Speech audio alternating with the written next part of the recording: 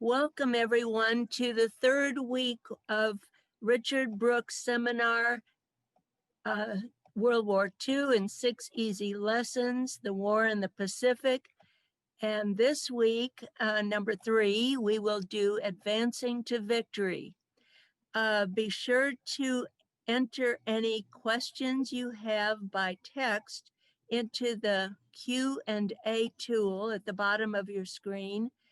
And the chat tool at the bottom of your screen is for any technical questions or problems. So in no further ado, welcome Richard. Hi everybody, let me share my screen. Welcome back. I hope everyone had a nice week since we all met last week. And this week, as we were just saying, this seminar today is all about advancing to victory. So last week we went through the time period of the war when the United States was really suffering, and from this point forward we're moving forward. So let's jump right in, and as we pick up the action, the key thing to keep in mind is that the war in the Pacific became a slugfest focused on tiny little islands across the vast open spaces of the Pacific Ocean. The battle would move from island to island, where Japanese forces waited in well-prepared defensive positions for the US forces to arrive with overwhelming numbers and with overwhelming power. We arrived always with a huge naval armada, an enormous air force, and masses of invading Marines and Army troops. Each island was bombarded and then invaded. The US had every intention of winning, while the Japanese had no intention of surrendering. Every island became a fight to the death. And the best way to describe the behavior of the Japanese in World War II so that people can really understand it is to think of them as the Taliban of their time. As we know from previous seminars, the Japanese strategy right from the start, right from day one, right from Pearl Harbor, was to try to sink the American aircraft carriers and force the US Navy back to the West Coast to try to get some political leverage so that they could sue for peace and try to negotiate with the United States so that they could keep the conquests that they had already made, the oil that they had already managed to acquire in Southeast Asia, as well as the natural resources in Southeast Asia and in China. But this failed in the opening round. After Pearl Harbor, as we know from last week, they tried again at Midway to knock out those carriers, but instead of sinking our carriers and invading Midway, our forces were to sink 4 of their best carriers. But Midway cost us the Yorktown, which you see here in the upper left corner of this slide. And then in September of 1942, from last week, we learned that the Saratoga was badly damaged and knocked out of action. And then the Japanese sank the Wasp on September 15th of 1942. It was only 2 years old when it went down. Just 5 weeks after the Wasp was sunk on October 27th, the Hornet was lost. It had only been in service for barely 1 year only when it was sunk. And that left only one carrier in the entire Pacific Ocean, the Enterprise. Now, the Enterprise was the 6th carrier ever built by the United States. And at Guadalcanal, the Japanese were suddenly achieving the exact strategy that was going to give them the leverage that they were so desperately seeking. You could not carry the fight to the enemy in the Pacific unless you had aircraft carriers. And at that point in time, we were down to just one, the Enterprise. So let's spend a few minutes talking a little bit about our history with these very important critical ships. Prior to the attack on Pearl Harbor, the United States had only ever built 8 aircraft carriers, and here's the list of them: the Langley, the Lexington, the Saratoga, Ranger, Yorktown, Enterprise, Wasp, and Hornet. And as you can see in green, you have the date that the ship was launched from the Naval Yard, not necessarily the day the ship was put into service, but the day it was launched. And then in red, you have the day it was taken out of service. Either it was sunk, like the Langley that you see here, or for instance, the Yorktown, or you see the Enterprise, which actually survived the war and was scrapped at the end of the war. Despite Halsey trying to set it up as a museum ship, he was unable to do so, so it was scrapped in Bremerton after the war. The Wasp was sunk, as we just discussed, and also the Hornet. So just as George Patton risked his career agitating for the tank to replace the horse, so too did Billy Mitchell agitate for aviation, and in particular, naval aviation. But Mitchell, he wasn't so lucky as Patton was. He was court-martialed for bucking the orthodoxy of the Army in 1925. The Army just didn't want to hear about airplanes or aviation, and the Navy was still all about the battleship. So he was thrown out of the Army for berating the Army's top brass and warning that the U.S. was falling behind our adversaries in naval power and in air power. He warned of the danger from aircraft carriers from Japan showing up to attack. Guess where? Guess where Billy Mitchell thought they might attack? Well, how about Pearl Harbor? And Major General Billy Mitchell was just a little bit too outspoken. He said at one point, the general staff knows as much about the air as a hog does about skating. Well, this got him dismissed from the Army. Now, of course, history proved him right about the importance of air power, and the military ended up feeling so bad about the way they treated him that they named the B-25 Mitchell bomber after him. But by the time they did that, he'd already passed away. He never got to see the United States completely adopt his ideas or use the bomber named for him to attack Japan as it was launched from the deck of the Hornet. Of course, you can surmise that he would have been Halsey's biggest fan. But American carriers, as I mentioned, we can view them as being defined by two distinct groups. The first group of 8 that we just talked about that came before the war, and these were all sunk or heavily damaged, although, as we said, the Enterprise and Saratoga did survive the war. But the others are in this next group. And what we have here over the next 2 pages that I'm going to show you were 24 Essex-class carriers that saw service during the war. 28 were actually built, but the last 4 were actually never used. And none, it's important to note, not a single one of these carriers was lost in action. So you can see that we start with the Essex, which is numbered CV9. CV is the terminology for an aircraft carrier, and it goes on for 2 pages all the way up to the USS Lake Champlain.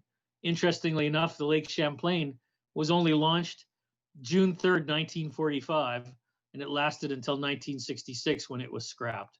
But you can see here that some of them were launched. The Kearsarge, for instance, was launched in 1946, as was the Leyte, but all these other ones were launched during the war at one time or another. Most of them survived the war in pretty good shape. A number of them are museum ships. You can see here the Yorktown is a museum ship. The Intrepid is the one in New York. The Hornet is tied up in Oakland. And a few of them ended up, well, here's the Lexington that's in Corpus Christi. Some of them were actually used as target ships after the war, like the Independence. But you can see here what happened to all of them. And the importance about these carriers is that we built so many of them that they were able to really carry the war to the Japanese. It's also important to note that none of them were lost in action, not even one. And this second group fared much better as they were designed and produced with the most modern ideas of shipbuilding. Key among these ideas was the importance of having multiple engine rooms. In the earlier carriers, the boilers and engines were all in one engine room. The earlier carriers that were mostly damaged or sunk during the war.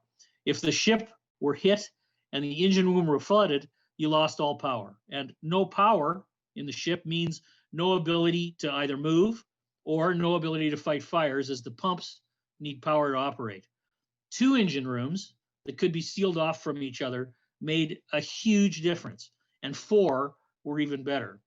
These Essex-class carriers had first 2 and were then redesigned to have 4 engine rooms. Not a single one of them, as I said, was sunk in World War II, mostly because the ships never lost power, could maneuver even after a torpedo hit, and still had power for the pumps to fight fires, even under the worst conditions. And we're going to learn about some of those conditions during this seminar today. But this was a lesson well learned from the first 6. This other group of 28 carriers was also significantly bigger than the first 8. These were 30,000 tons each, and growing as the new designs came as a result of modifications to the basic design. They got heavier and heavier, and they got faster as well. The earlier ships were all 20,000 tons, roughly 1/3 less. But there was still one major issue with these new carriers, and that had to do with the fact that the center of gravity of the ship, which is critical to its stability, was not properly discussed when these ships were being designed. And these ships normally would require a relatively low center of gravity, which means that the lower the ship, the lower the center of gravity is, the less the ship will tend to rock when it's in heavy seas. So the higher the center of gravity above the waterline, the more that ship would tend to rock. Now, when these Essex class carriers were designed, nobody could forecast the danger from kamikazes. But to counter the kamikaze threat, the Navy added literally hundreds of gun mounts around the flight deck, which happened to be way above the center of gravity. And the way to think of that is to look at this picture. This is an Essex class carrier, and you can see here at the flight deck level, all these gun tubs were added all the way around the edge of the flight deck. These had guns that were firing mostly at the kamikazes. Actually, you can see another gun tub here on the hangar deck, and at the back of the ship, also on the hangar deck, was the same thing. The ship literally was bristling with guns. And they did that, of course, because the major threat in World War II actually came from kamikazes. Now, if you want to see this up close, go visit the USS Lexington in Corpus Christi, and you'll see exactly what I'm talking about. These guns all placed on the ships for kamikazes, but the fundamental problem with this was that it lifted the center of gravity so high that the ships rolled very badly in rough seas. Now, to counter this high center of gravity, the Navy decided to keep all the ammunition for the guns way down in the bowels of the ship, well below the center of gravity, to try to counterbalance the fact that the guns were up pretty high. And since the guns were all the way up at the flight deck and were only added very later, at well after the design was finished, the ships were not designed with elevators to lift the ammo up to the guns. So in order to solve that problem, the Navy literally had to add 1,000 men on each of these ships to both man the guns and to carry the ammo and relays from the bowels of the ship. That's why there were so many people on one of these World War II aircraft carriers. It wasn't for flight operations. It actually was to carry ammunition and man those guns that were necessary to fight off the kamikazes. Anyway, 24 of these Essex class carriers took the war to Japan in a way that would never have been possible without them. And the first one started to show up in April of 1943. After that, they came pouring off the assembly lines built by an army of men and women working day and night. It was a Herculean effort that was only matched by the Marines and the Army, who were invading each of the islands in the Pacific. So when you want to understand what was going on for this part of the war, it's best described as an island hopping campaign. And what really transpired in simple terms is that in the Central Pacific, the northern part of the Pacific, you had Halsey going from island to island, as you can see here where my cursor is going. And from Australia down here, you had MacArthur attacking across New Guinea and heading off towards the Philippines, with both parties, both groups meeting in the Philippines.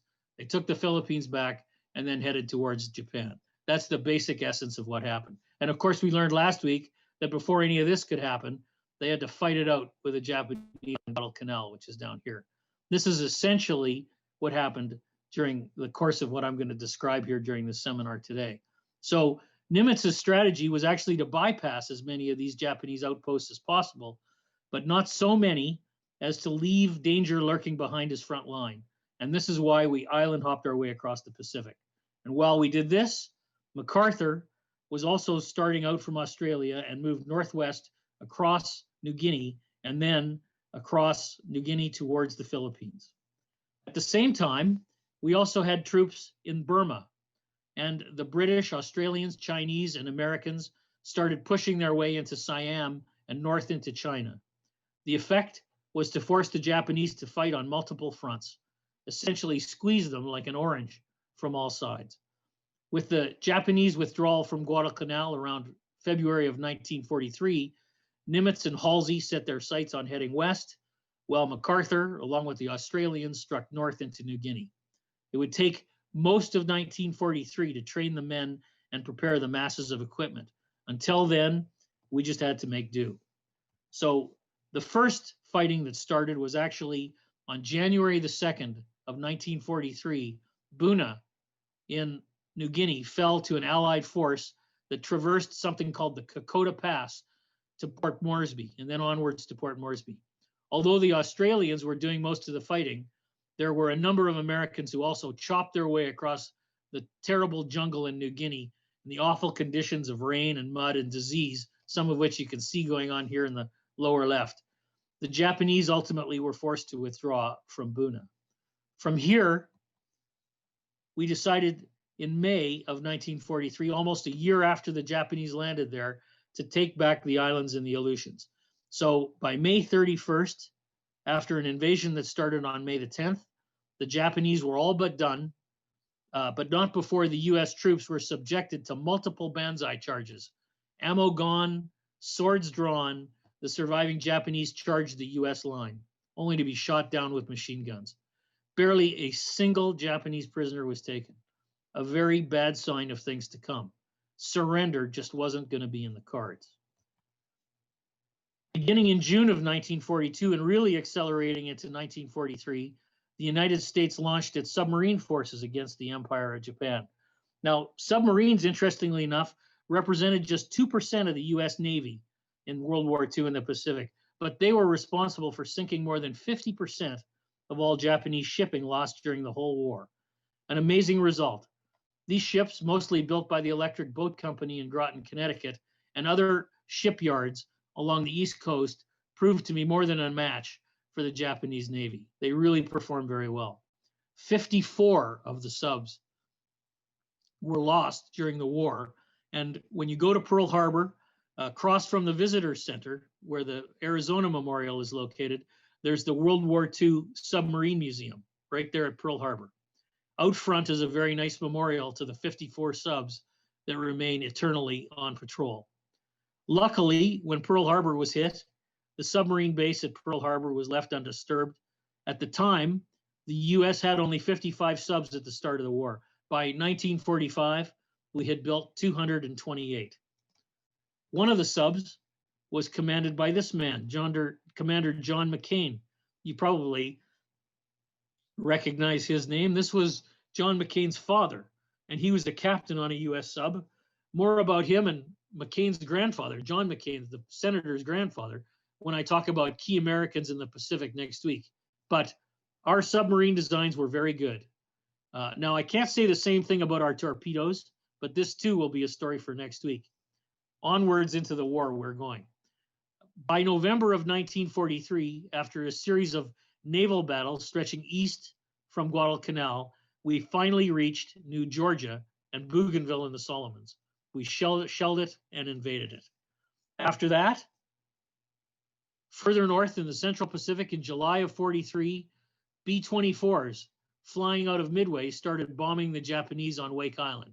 Turns out the B-24 was a better fit as a bomber for the Pacific than the B-17, primarily because it had better distance and it could carry a slightly larger bomb load. It also was a newer design, which meant the plane was inherently more reliable. This was important when it was flying over the vast expanses of the Pacific. Going down in the Pacific in a bad plane usually meant that the people on the plane, if they survived the landing, were left in the ocean bobbing around in a dinghy. The results of this were usually not very good. So B-24s became the bomber of choice in the Pacific. On August the 1st, a force of 15 PT boats tried to block the advance of a Japanese convoy in the Solomons. PT-109, commanded by a Lieutenant John Kennedy, was rammed and sunk during the Battle of Blackett Straits. Here's Blackett Straits. Guadalcanal is just down here, so we had not gotten very far. So it was very close after the time we had managed to free Japan, free Guadalcanal of the Japanese. And shortly after that is when this attack with the PT boats took place. The PT boat was sunk. Eventually, the survivors, including Kennedy, were rescued with the help of some of the natives, but not before they'd spent nearly a month on a small little island right around this in the Blackett Straits. On October the 7th, the Japanese execute 100 American POWs on Wake Island by ritually beheading and burning some of them alive. So atrocities were already beginning to occur. A few days later, on November 1st, U.S. Marines invaded Bougainville in the Solomons. We're still in the Solomons, even in November of 1943. For those of you keeping track, we'd taken much of 1943 just to push the Japanese out of the Solomons, the first of many island chains that needed to be cleared. On November the 20th, U.S. troops invaded Makin Island and Tarawa in the Gilberts, the very next island chain. Here's Tarawa, and here's some photos of what the battle looked like when the troops landed on the beach. Now, the landing started on November the 20th. By November the 23rd, it was all over. But the U.S. had suffered 4,000 casualties, including the loss of a small carrier known as a jeep carrier called the Liscum Bay. You may remember me telling you the story of Dory Miller, who won a Navy Cross at Pearl Harbor. Well, Dory Miller was on the Liscum Bay, and he was one of the 700 killed. But the Japanese would lose 4,800 killed on Tarawa, only 17 captured. Note the ratio, and it wasn't going to get any better. All this happened in just 76 hours. Tarawa is just 2 miles long and 800 yards wide at its widest. It was also the first time that the military ever allowed the news media to show dead Marines in a photo in a newspaper. They had no choice. There was just too much blood. And this is pretty much as far as we got in 1943. Not very far. By the end of 1943, there was already an additional 70,000 dead Americans in the Pacific. 20,000 at the end of the previous year. Now there was 70,000. And we were just getting started, just leaving the Solomons. So far to go before we were to get to Japan. From Tarawa, we went to a place called Kwajalein on New Year's Day in 1944. And from there, we went to Truk and in Ewutok in February of 1944. On the 16th, we landed in both places. From here, we moved on to the Marianas and the Palau Islands. But at Truk, dozens of ships loaded with war materials, Japanese ships, were sunk while they swung at anchor in the harbor. And today, you can visit Truk Lagoon and go scuba diving there, where you can see many of the ships. The lagoon is so shallow that the ships are easily reachable by recreational divers, and you can go down and visit these wrecks that are down there. There's endless amounts of war material that's still sitting down there. There's just no way to clean it up. From Truk and Ewutok, we went to Saipan. Well, let's see if my slides go to, okay, good. On June 15th, we invaded Saipan. At the same time, there was an enormous naval battle now known as the Battle of the Philippine Sea. It's also known as the Marianas Turkey Shoot. More than 600 Japanese planes were shot down against U.S. losses of only 120. A U.S. submarine sank the largest Japanese aircraft carrier of the war, a ship called the Shinano. And after Saipan, we would invade Guam on July 21st, and then Tinian on July 24th of 1944. At Tinian, we finally reached an island that was close enough to the Japanese home islands that the U.S. Army Air Corps decided to base its B-29s out of there. It was only 1,600 miles from Japan. Tinian would become home to the largest airbase in the history of mankind.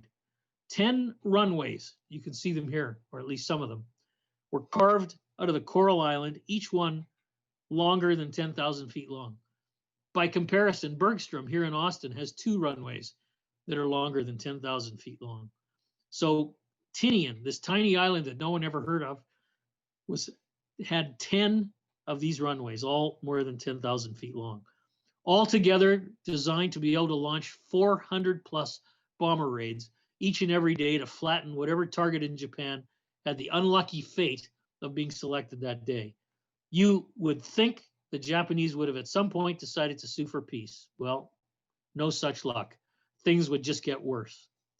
From Tinian, we went to Peleliu. Peleliu's in the Palau Islands, and this was invaded on September the 15th. You can see some of the casualties and some of the numbers here, how long it took. And then Anguar on September 17th, with the Japanese Air Force on the Philippines, all but destroyed in the Marianas Turkey Shoot. MacArthur and Halsey would launch the next phase, which was to, in fact, get back to the Philippines. On October the 20th of 1944, the U.S. landed at Leyte Gulf. Here you see Leyte Gulf in the Philippines. A few days later, Halsey would take the fleet north to chase after Japan's remaining aircraft carriers. But what he didn't realize at the time was that he had fallen into a Japanese trap. And while he was off chasing the carriers north, proved to be a decoy, two very large forces, Japanese forces, headed towards the landing beaches. One Japanese force came through the San Bernardino Straits. The other force, the southern force, came through the Surigao Straits. The idea was to catch the invasion fleet sitting off of Leyte Gulf and smash the invasion beaches. It almost worked. A small U.S. force guarding the invasion beaches heads out to challenge the attacking fleet that was emerging from the northern side, from the San Bernardino Straits. It was called Taffy 3, and it was sent out to counter a fleet of more than 30 plus Japanese ships that included their largest ship left afloat, the battleship Yamato. The American captain of the smallest ship in Taffy 3, a destroyer escort called the Samuel B. Roberts, commanded by Robert Copeland, charges the Yamato. Copeland received the Navy Cross, and his ship was awarded the Presidential Unit Citation for heading straight towards the battleship, with its cruisers and the rest of the Imperial Japanese fleet all firing at the Roberts. Copeland charges in with all guns blazing, firing one torpedo after the other. His ship and several others were lost, including several jeep carriers, including the St. Lo and the Gambier Bay. 3,000 Americans were killed in that fight, but the invasion beaches were saved. Now, the Japanese admiral, a guy by the name of Kurita, on board the Yamato, decided at the last minute to turn around and not further hazard his ship against these crazy Americans who were attacking this enormous 65,000-ton battleship with these tiny destroyer air escorts. The Yamato and her sister ship, the Musashi, were the two largest battleships ever built and the most heavily armed. And the Samuel B. Roberts had just faced one of them down. As I mentioned last week, the Japanese had a habit of placing the emblem of the emperor, the chrysanthemum, on the bow of the ship. And in fact, you can see it here on the front of the Yamato. This is this round disc that you see on the front of the ship. That's actually a metal disc that shows a chrysanthemum, and that was the emblem of the emperor. And almost all the Japanese ships had that emblem attached to the front. It seemed that no captain or admiral wanted to risk having to tell the emperor that his warship was on the bottom of the ocean.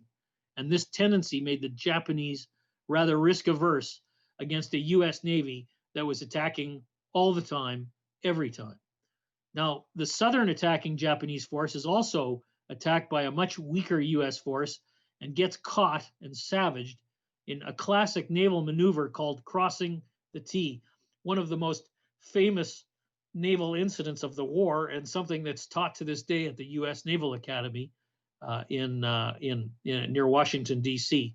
Let me explain what that means. So this is the southern strait, the Surigao Straits, and the American ships are these ships in this line here. The Japanese ships were sailing through the straits, and the American ships literally sailed right across the front of the advancing line of the Japanese ships. This allows them to point all of their guns at the Japanese ships and fire away. The net effect was that all the Japanese ships were actually sunk, every one of them. 4 battleships, 6 cruisers, and 8 destroyers, all sunk. They also were attacked by PT boats.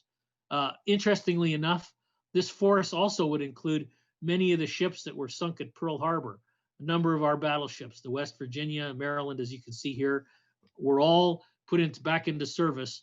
And along with this Australian ship, the Shropshire, took part in this classic naval maneuver. That the last time prior to this that this technique had been used successfully in a naval battle was the Battle of Trafalgar, back when Lord Nelson and the British Navy did exactly the same thing to the Spanish Armada 130 years previous to World War II. To save the landing beaches from annihilation from the central Japanese force, arriving just in the nick of time after racing from the U.S. anchorage at Ulithi, came John McCain's grandfather.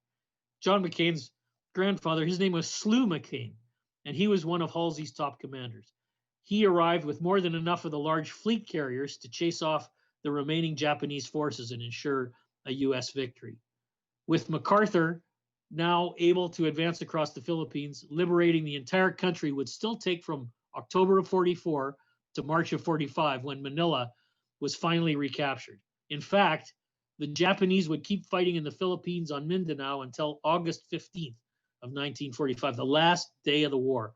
And Hama, the Japanese general on the Philippines, would be charged with war crimes for what happened to the American and Filipino POWs who were captured at Corregidor and sent on the Bataan Death March. He was executed in 1948 at Sugamo Prison in Tokyo. We're going to talk more about that in a couple of weeks.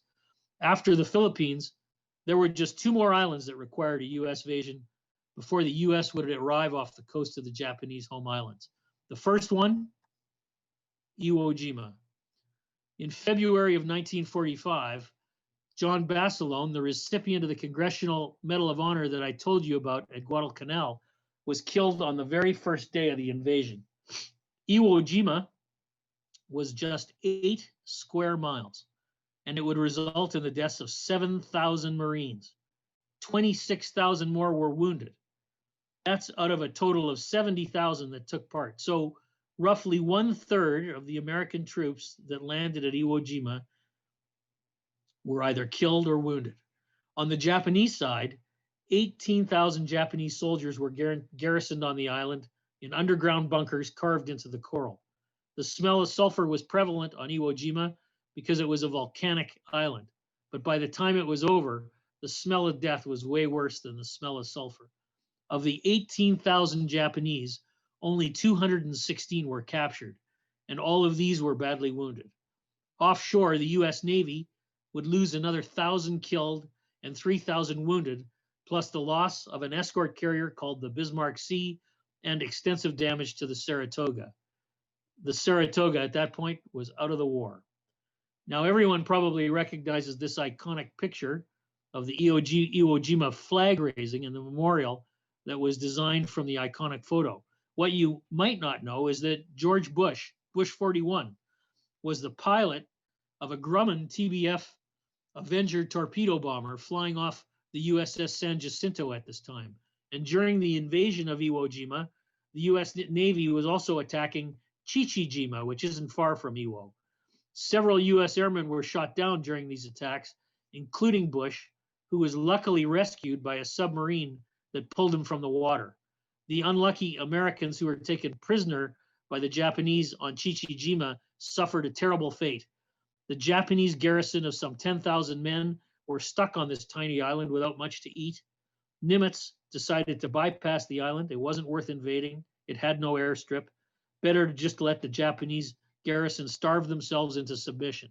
He had no idea that before they starved, the American POWs were going to be murdered and ultimately eaten. After the war, the leaders of the Japanese forces on the island, Major Matoba, a General Tachibana, Admiral Mori, and a guy named Captain Yoshi, were tried and hung as Class B war criminals for allowing this behavior. A number of others were convicted and spent years in jail. This was totally outrageous. Not even the Taliban is eating their prisoners. But this is what was going on in the Pacific. On March 19th, the USS Franklin was conducting air patrols 50 miles off the coast of Japan. The Franklin crew had been called to battle stations 12 times within 6 hours that night. a single Japanese plane managed to approach the ship by hiding in the cloud cover and trailing behind the returning US fighters. They called these planes tail end Charlies. They dropped 2 500 armor-piercing bombs before the ship's anti-aircraft gunners could fire. Unfortunately, the bombs fell through the wooden flight deck and into the hangar deck, where they exploded among 30 fully fueled and armed F-4U Corsair planes. The ship was immediately engulfed in flames. When it was over, 942 men were killed in action, another 500 wounded. But because of the much improved design of the Essex carriers, the ship never lost power, despite fires engulfing one of the 2 engine rooms.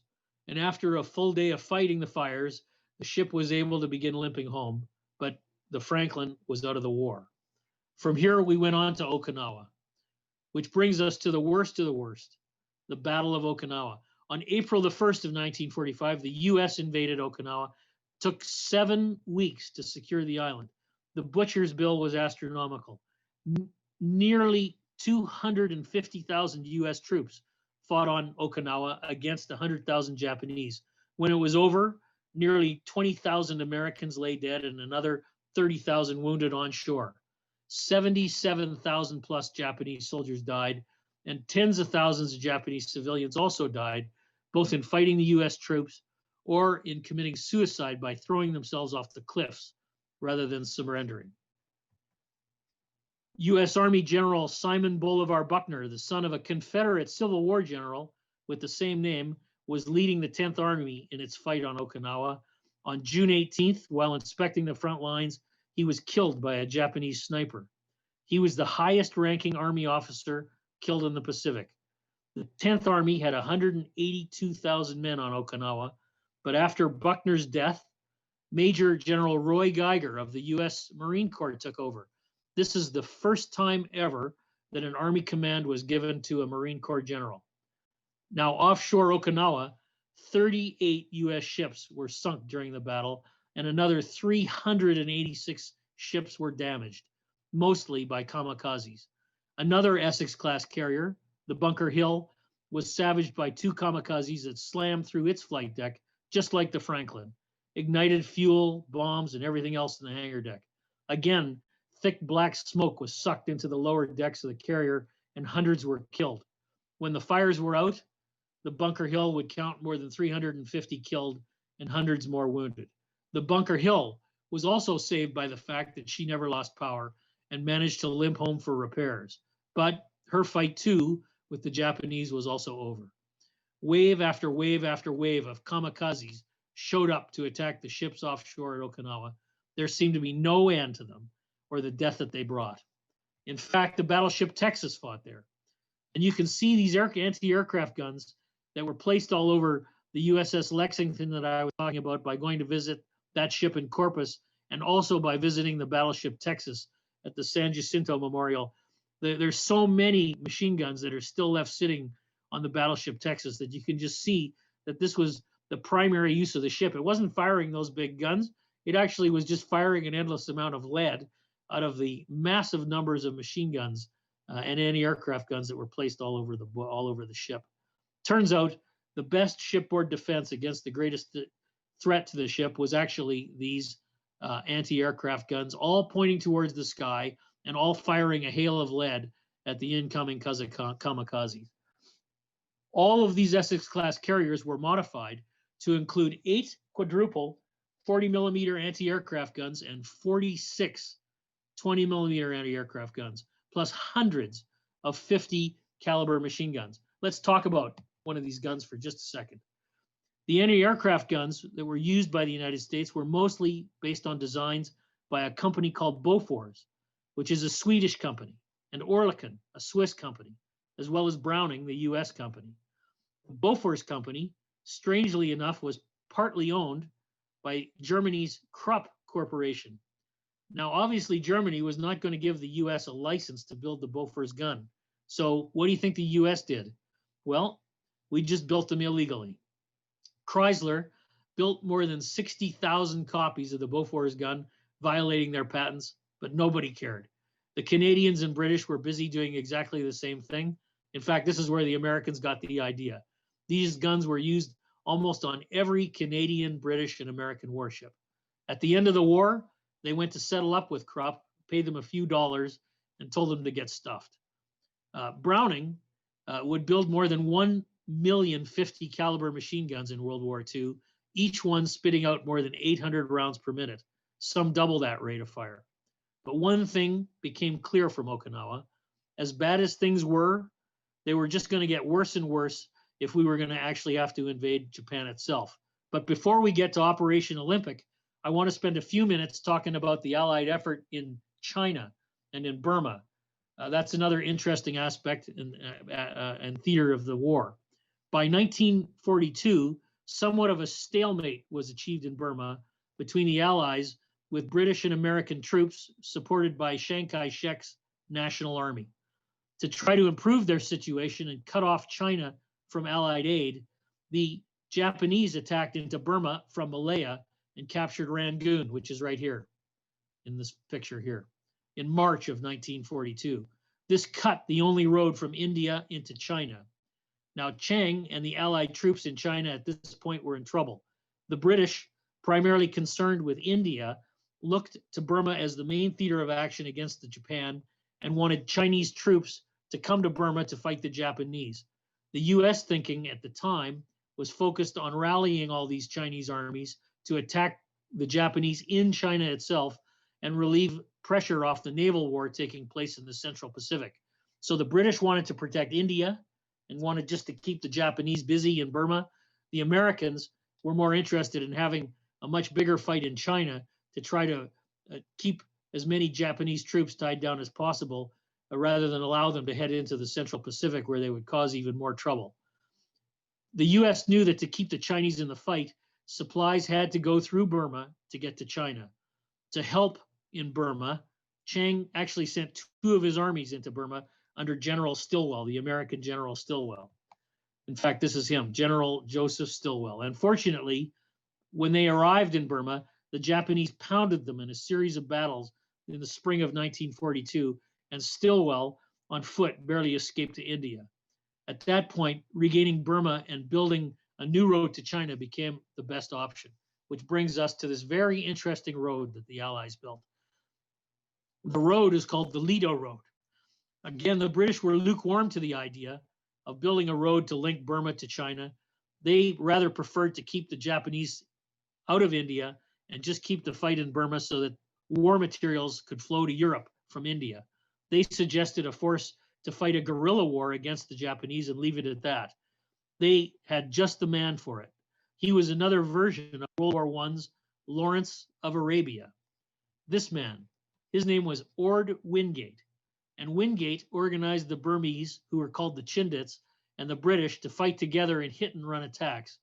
Prior to being in Burma, Wingate had fought in Egypt and in Syria against the Germans and the Vichy French. In fact, Wingate had helped train the Jews in Palestine who fought with the British in World War II, including Moshe Dayan, who was wounded while fighting with Wingate against the Vichy in what is now Syria.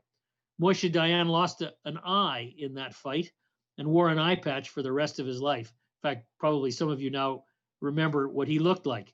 You may remember him as the commander of Israel's Six-Day War in 1967. Dayan always said that half the Israeli army of the day had learned to fight from Wingate. Unfortunately, after returning to Burma from a trip to London in 1942, Wingate died in a plane crash, and along with it, the focus of this British plan.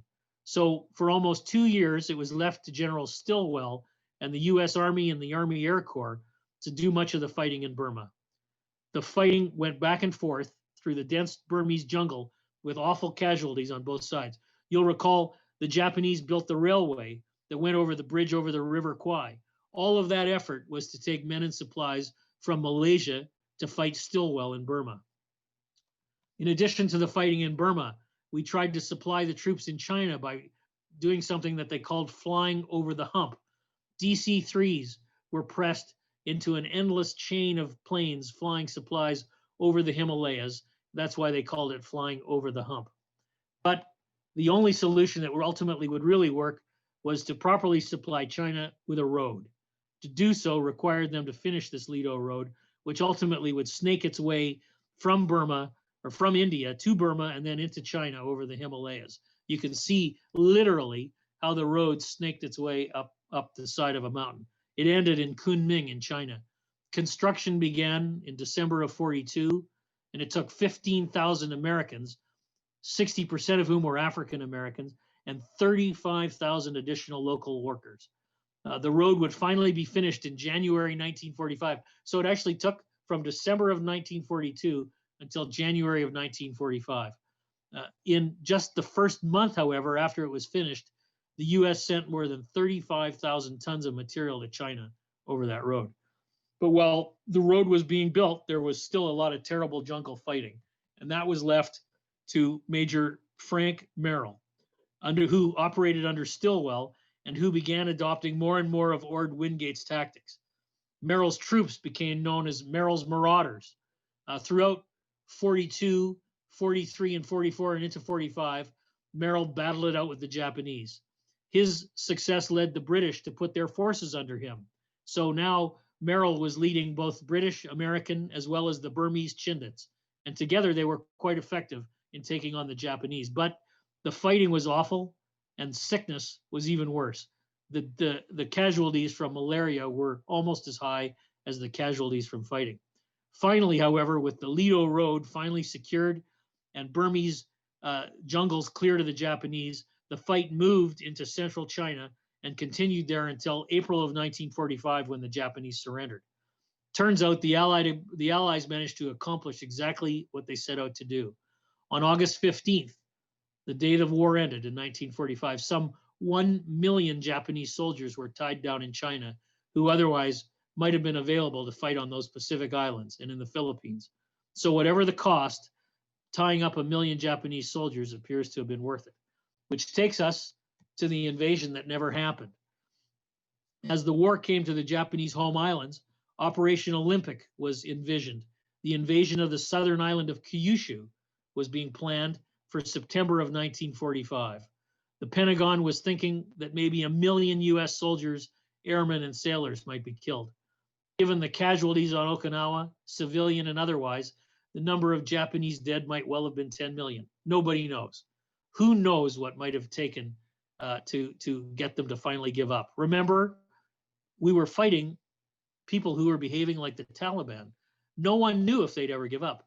And just to drive that point home, since 2001, has the Taliban given up? Well, no, they're still fighting. So who knows what would have gone on in Japan if we would have ever invaded. But science was going to intervene. On July the 16th in Alamogordo, New Mexico, anxious scientists hoisted a spherical casing into the air, and inside was the world's first plutonium-based atomic bomb. As the countdown reduced to 0, the sky lit up with a mushroom cloud. Some of the scientists had been speculating that the explosion might actually catch the atmosphere on fire. All of them were struck by the awesome power that they had created and what it was likely to mean. Most of the scientists who'd been working had been doing so day and night for 3 years in the belief that they were in a race with the Nazis. But when Germany surrendered, many of those scientists began to feel some doubt about the morality of dropping the bomb on Japan. They would petition Truman to not use it. He ignored them. Just 2 days after the successful Alamogordo test, and under incredibly tight security, components for 2 additional weapons were loaded onto the Indianapolis in Oakland and set sail for the South Pacific to Tinian, just 1,500 miles from the Japanese mainland and 6,000 miles from San Francisco Bay. On August the 6th, as we all know, and then again on August the 9th, the Enola Gay and Boxcar would rumble down the runway in Tinian carrying their loads. In each case, 3 additional B-29s accompanied the primary plane to take recordings and generally make sure navigation was perfect. The B-29s rained death down on Hiroshima on August 6th and on Nagasaki on August 9th. As we know from my earlier seminar, Little Boy exploded with the power of 12,000 tons of TNT, and Fat Man exploded with 18,000 tons of force. And in a blinding flash, the temperatures below the bomb reached 11,000 degrees Fahrenheit. A lot of people died, roughly 100,000 with each bomb, and more would die from the ongoing effects. But it ended the war. And with no invasion and no repeat of Okinawa or Saipan or Iwo Jima or any of the 70 other islands that had consumed far more than 100,000. Most Americans would first hear of the atom bomb over their radios. Many looked at each other when the announcer talked of dropping an atom bomb and said, now, what exactly is an atom bomb? And more importantly, why is it named after some guy named Adam? People had no clue. The Japanese were pretty stubborn, and it took 2 bombs to force them to realize that the end had come.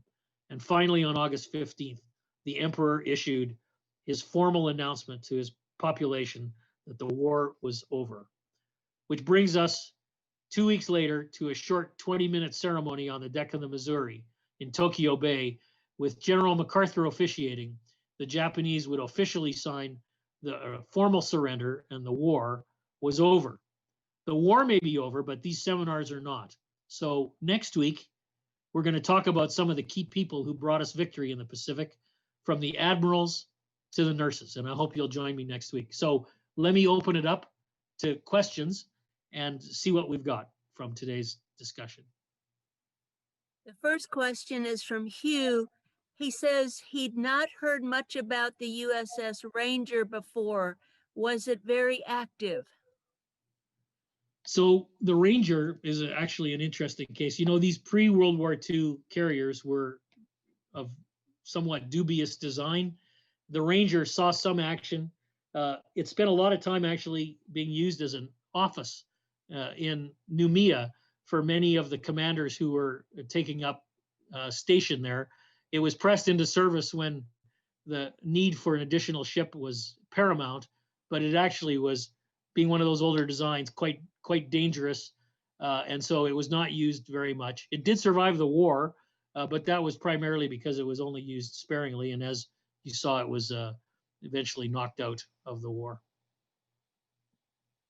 Lance asks, after the AA guns were installed and ammo stored below, were the carriers able to launch and recover planes in heavy seas? Oh, well, that was always a problem. The planes were, you know, these flight decks and the systems that they had for landing planes, if you've ever watched a World War II movie, it's a miracle they ever managed to land on one of those ships, even in dead calm seas. But you know, the ability to land during a rough sea was very difficult, and many planes were crashing. Now, just because the plane crashed, however, doesn't mean the pilot was killed. So in many cases, the planes, although they were damaged or destroyed, it really didn't matter that much because they had so many planes, they just pushed them over the side. In fact, in many cases, rather than try to land on a pitching deck, they sometimes would ditch close by the aircraft carrier to get picked up by a destroyer and return to the ship. It was harder to train a pilot than it was to replace a plane. We were making so many planes that losing planes was meaningless. Losing pilots was really the thing they wanted to avoid. So if landing conditions were really crappy, they would often ditch at sea rather than risk the landing.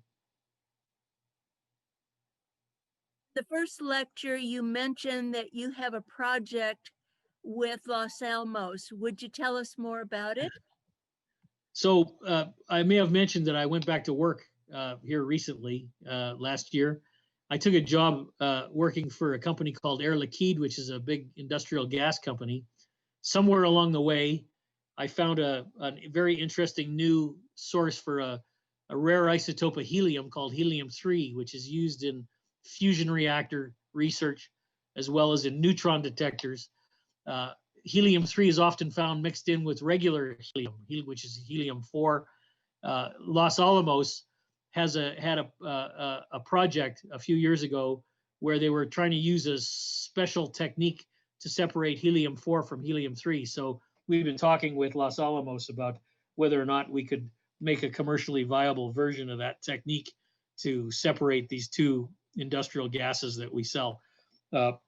So I've been talking with them about that for several months. Not sure it's going to work, but we're probably going to try it. Gail says, could you please speak a little more about Saipan and why it was so horrifying for the U.S. Army troops stationed there?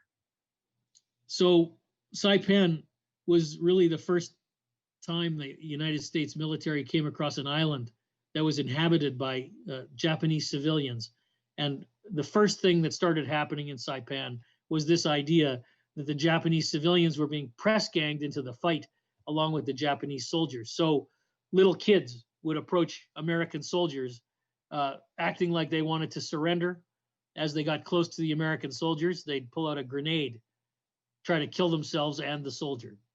Obviously, if you're an American soldier and you see a few of your buddies being killed like this, there's a strong motivation to shoot the kid that's approaching you, not knowing if he has a grenade or not. This caused an endless amount of suffering in every one of these islands where there were Japanese civilians. Not to mention the fact that the Japanese were jumping off the cliffs, no matter how hard the Americans tried to convince them that we weren't going to murder them all. They'd been convinced by the army, by the central command of the Japanese army, that Americans were going to slaughter them, enslave them, brutalize them. And as a result, they were jumping off of cliffs to get away from the possibility of being taken captive, no matter what we did. We had many men who were there speaking Japanese through megaphones, trying to convince them not to jump. You can just imagine how horrible it is to watch an endless stream of men, old women, old men, children, all leaping to their deaths. So this was the problem. This was the endless problem that was occurring as we got closer and closer to Japan, and we came across these islands that were loaded with local Japanese who were living there. It was just awful. And you can just imagine how much worse it would have been on Japan, on the home islands of Japan itself. Very lucky we never invaded. Kind of connected to that question, Bertha asks, weren't there some fanatical Japanese soldiers found a couple of years after the war in remote areas of Japan who were still fighting the war? I can remember as a kid in the 60s reading a story about a Japanese soldier on some island. It might have been the Philippines. I don't remember where. The soldier had been hiding out in the jungle since World War II. So 20 some odd years. I was a kid in the 60s. And he surrendered. And he was so shocked to learn that the war had ended 20 years before, but he had no radio. He literally was living on, whatever he could capture and find to eat in the jungle, and obviously dressed in rags. Eventually someone discovered him and found him, and eventually they explained to him that the war had been over for 20 plus years and he was escorted back to Japan. So yes, this is not the only instance of that too, but I definitely remember this case from when I was a kid and watched that occur myself. Mary asks, did you see the news this week about the medals for Merrill's Marauders? It was in U.S. News. No, they gave a special medal to the men who fought with Frank Merrill. Is that I guess. There's a link here that is a very long link, and we can make sure we get it to you. Okay. Chris asked, there's a lot of efforts. There's a lot of efforts here recently to try to recognize people who fought in World War II that were never recognized. A lot of women, for instance, who served, like the ones who flew planes across the Atlantic. They were denied pensions. They were denied that their service really had any meaning at all, and it took years for them to get that recognition. Eventually, the women in the Wax Corps got a Congressional Gold Medal, but of course, by the time this happened, most of them had already passed away. Really a shame that we were not more willing to look at that after the war. People just wanted to get on with their lives after the war. They weren't interested. This is something that's come up as a result of being, so many years after the war. Now people are taking another look at it, but it's long overdue. Asks, can you talk more about the story of the Indianapolis? Sure. So I mentioned in my talk that the Indianapolis took off from Oakland carrying the components for the bombs, sailed to Tinian, dropped them off. And of course, at this point, the other part of the story is what happened after that. The Indianapolis was told to depart Tinian for the Philippines. When a ship was told at the time that they were supposed to depart to go from point A to point B, they were supposed to record the fact of the date of when they left and where their destination was. And essentially, the people at the receiving end where they were supposed to show up were supposed to keep an eye out for them in case something happened. Well, the Navy got all screwed up, and the Indianapolis left Tinian without the Philippines control, however that was managed, knowing that they were on their way. And when the Indianapolis was making its way to the Philippines from Tinian, for whatever reason, the captain decided that it wasn't necessary to zigzag, and as a result of that, a Japanese submarine, I-41, I can't remember, sank the Indianapolis with all hands on deck. Some 900 men were thrown into the water. This was a heavy cruiser, so there were quite a few men on it. They were in the water for 5 days or something like that, or 5 or 6 days. But by the time they were rescued, only 300 of them were left because the rest of them had been eaten by sharks. So they had a terrible disaster at sea where the men were sitting in the water with no rafts because, of course, the ship had gone down pretty quickly. They had no water. They had no food. Men were badly burned. So all the wounded men were dying. And then on top of that, sharks started to show up, and this huge number of men were killed by sharks, something like 600 of them. Only 300 of them were ultimately rescued by a passing PBY who just accidentally stumbled across them. And the PBY radioed for help because he said, hey, there's lots of men in the water here. Luckily, the PBY was able to land in the water, and many of the men were able to climb on top of the PBY. But it still took another day or so for destroyers to show up and start picking up most of the men. And of course, during this whole time, more of them were being eaten by sharks. In fact, this whole episode, if you've ever seen the movie Jaws, I can't remember the character in Jaws who gets eaten by a shark when he's drunk one night talking with the other two characters in the movie whose names escape me at the moment. He's in fact talking about the fact that he was a survivor of the Indianapolis. Robert Shaw was the character who survived the Indianapolis, and I can't remember who the other two characters were in that movie at the moment. But anyway, that's the story of what happened to the Indianapolis. What's the PBY? It is a patrol boat that has it's a high wing design, and it was used as a patrol boat in many applications. It could fly a tremendously long distance, a Catalina flying boat. You can look that up on the internet, but it's just a very large 2-engine high wing plane that was used for surveillance and reconnaissance. It was quite effective, and it could actually land on the water. So it was a seaplane in a sense. It could land on the water, and this is how it managed to land next to where the Indianapolis survivors were waiting for someone to come and rescue them. Clyde asks, he was fortunate enough to learn about the Enigma machine in the prior seminar. Did the Japanese have some kind of encoded communications, and was it as good as Germany's? No. So in one of the earlier sessions, we talked about the fact that the Japanese had a diplomatic code and the JN-25 code, and the U.S. had actually cracked those pretty much before the war started. So the U.S. was actually reading that Japanese diplomatic cables throughout the whole war, and the Japanese JN-25 code was pretty compromised to the point where Rochefort, you'll recall from our earlier seminar, was able to decipher the fact that the Japanese target at Midway, the Japanese target for Midway was in fact Midway, resolving where Nimitz and Halsey should send the fleet to try to surprise the Japanese. So unlike the Germans, who had a pretty good system, well, although it was compromised as well, the Japanese system was pretty much cracked before the war even started. Actually, in one of my seminars to come, I talk about what that meant. The Japanese diplomats, just as a quick little aside, were busy sending all kinds of information back from Germany back to Japan, because of course they were allied with the Germans. And the Japanese ambassador in Japan, in Berlin, was actually a tremendous source of intelligence for the Allies, because they were reading his messages going back to Japan, where he was talking about what the Germans' plans were. That was a significant factor at D-Day, but a story for another time. Excuse me, Carol and Rich, we've got less than 5 minutes left. Maybe just a couple more questions, because then we'll save them and pass them along.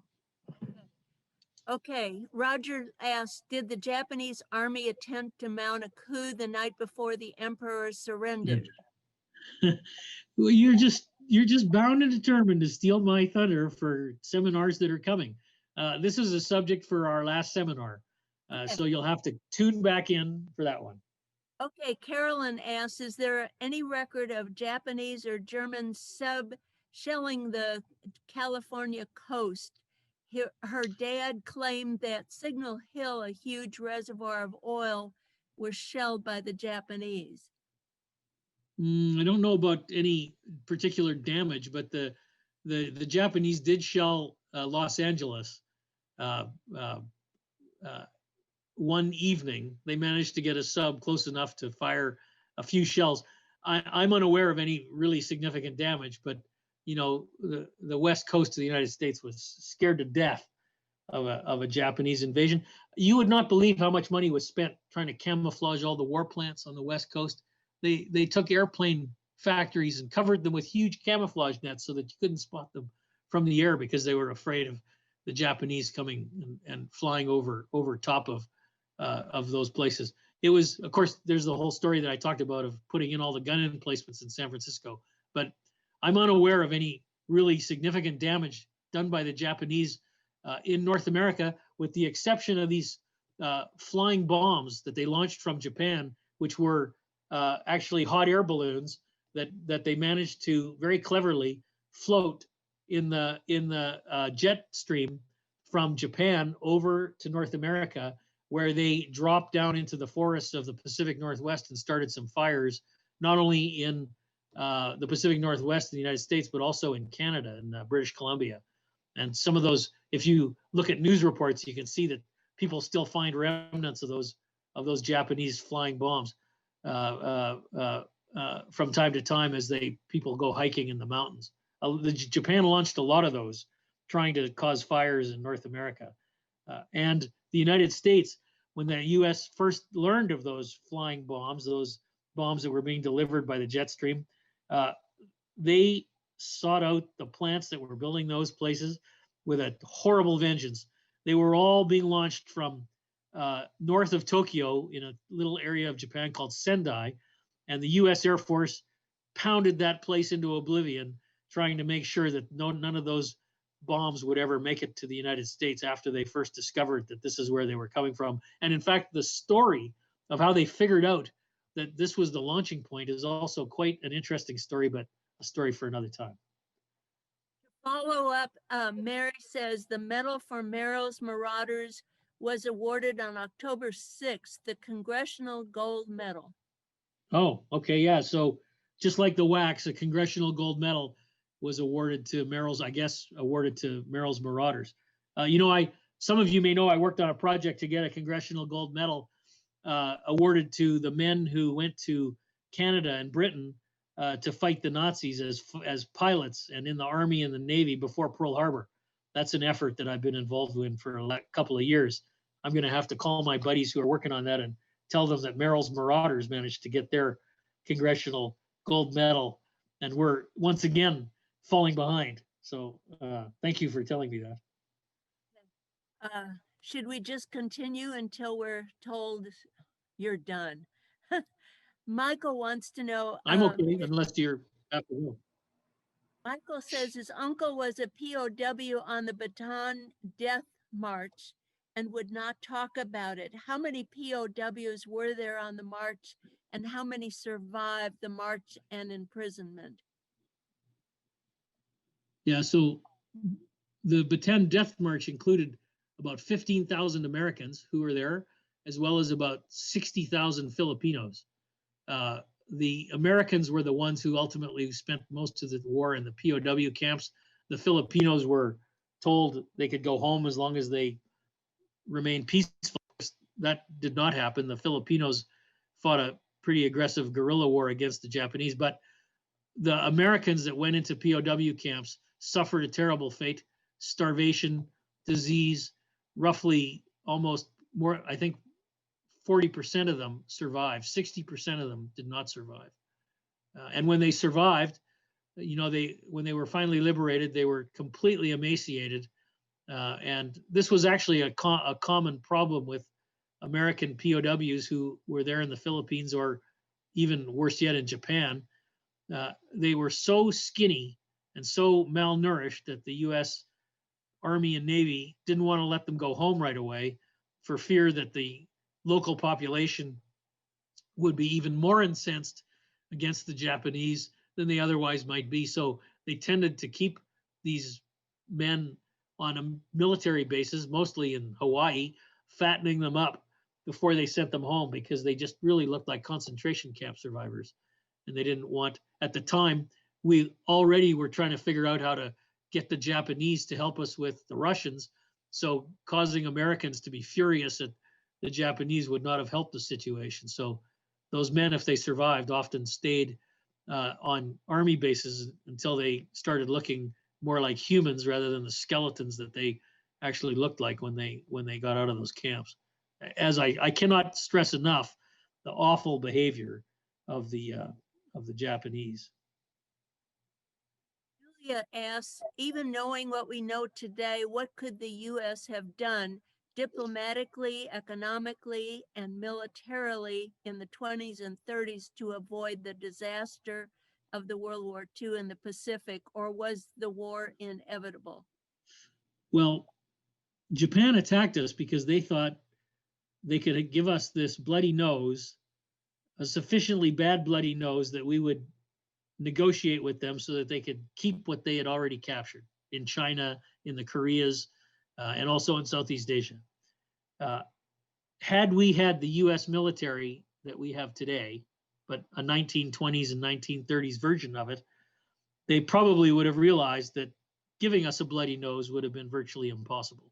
Now, I'm not saying that we should have had today's Army and today's Navy. I'm just saying that had we not, after World War I, under Woodrow Wilson, completely disarmed, we would not have left the Japanese with the impression that this idea would have worked.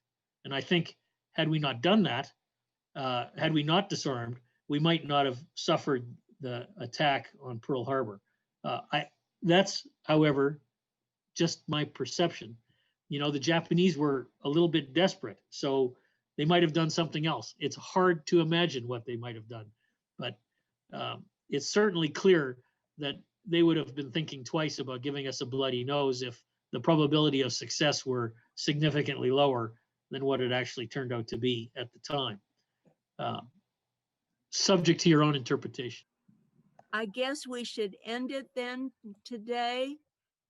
We certainly have enjoyed this. My goodness. Thank you so much again. We'll see you all next week. Thank you.